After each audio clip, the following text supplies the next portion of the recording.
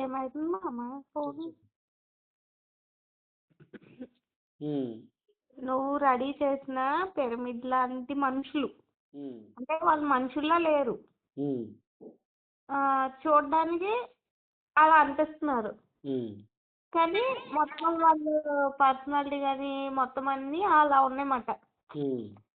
ఎలా అంటే ఇప్పుడు మొసలికి పైన ఇలా ఎత్తుగా ఎలా ఉంటాయి, అలాగా వారి శరీరం అంతా ఇప్పుడు నువ్వు చేసిన బాక్సులు, అదే పిరమిడ్ ఫిట్టింగ్ చేస్తే ఎలా ఉంటుందో ఆ టైప్ లో ఉన్నారు వాళ్ళు, మల్టీ డైమెన్షనల్ గా. సేమ్ అలానే. కానీ చాలా ఎనర్జీగా ఉన్నారు. కానీ వాళ్ళు కాంతిగా ఏమి అంటే కాంతిగా కనిపించట్లే, కానీ వాళ్ళు చాలా ఎనర్జీగా ఉన్నారు కాంతి కంటే.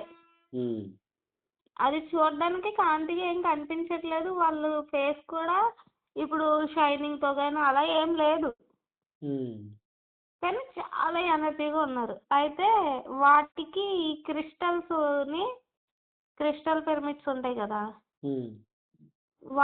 వీటిని ఏకము అంటే వీటిని ఈ ఎనర్జీస్ లోకి అవి వెళ్ళేసరికి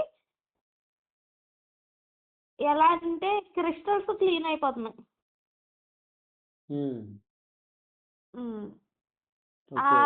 ఆ రెండు ఎనర్జీస్ ని మళ్ళీ మనలోనికి పంపించారు. మనలోనికి పంపించి మన నుండి విశ్వమూల చైతన్యంలోనికి వెళ్ళి విశ్వమూల చైతన్యం నుంచి పూర్తి యూనివర్స్ లోనికి వెళ్తున్నట్టు చూపించారు. అర్థమైందా? ఫస్ట్ ఆ రెండు ఎనర్జీస్ ని ఈక్వల్ చేశారన్నమాట. క్రిస్టల్ అంటే క్లియర్ గా ఉంటది కదా, క్లియర్ గా ఉన్నది మొత్తం అన్ని అట్రాక్ట్ చేసుకుంటది కదా, దాన్ని ఈ ఎనర్జీస్ తో కలిపినప్పుడు ఇది క్లీన్ అవుతుంది క్రిస్టల్, ఇది షైన్ అవుతుంది. అంటే క్రిస్టల్ అనేది క్లియర్ అవుతుంది, ఈ మనుషులు ఉన్నారు అన్నాను కదా, వాళ్ళు షైన్ అవుతున్నారు ఈ ఎనర్జీలో కలిసినప్పుడు. ఆ రెండింటిని కలిపి మనలోని పంపించారు, వెన్ను భాగంలోంచి పంపించారు.